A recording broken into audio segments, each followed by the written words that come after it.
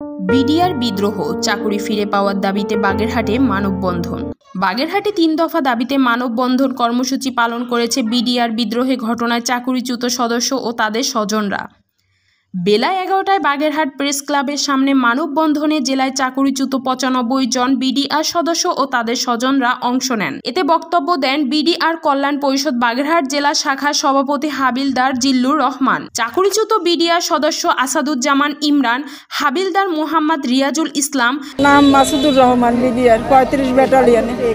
আজকে ১৬ বছর সে আটকা ওই বিডিআর মামলায়, বিস্ফোরক মামলায় আটকা।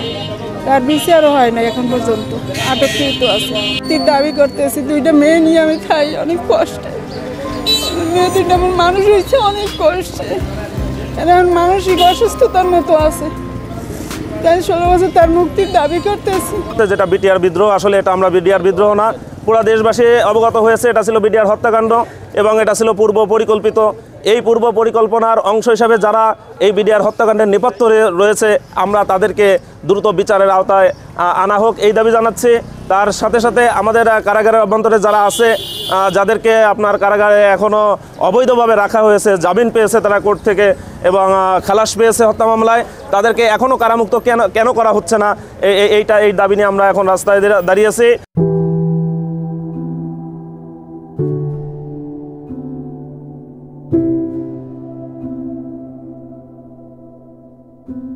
আমার হাজব্যান্ড দীর্ঘ 5 বছর জেলে মারা গেছে উনি, এবং ওনাকে দীর্ঘ 2.5 মাস গুম দেখায়, তারপরে 14 দিন রিমান্ডে দিয়ে অ্যারেস্ট দেখানো হয়েছে। তখন এই নির্যাতনের কারণে 5 বছর পরে জেলে মারা গেছেন।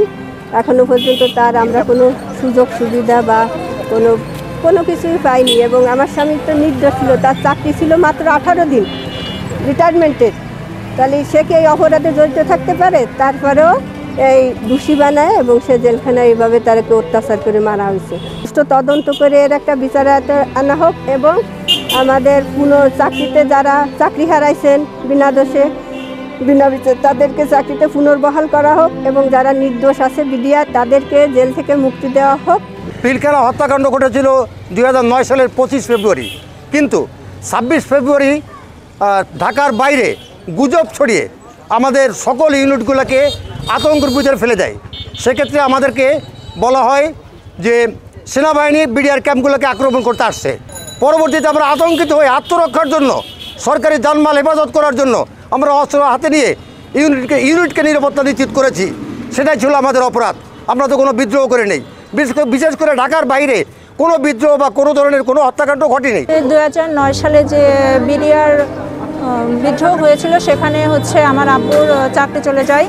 তো চাকরি চলে যাওয়ার পরে আব্বুর 5 বছর জেল হয়।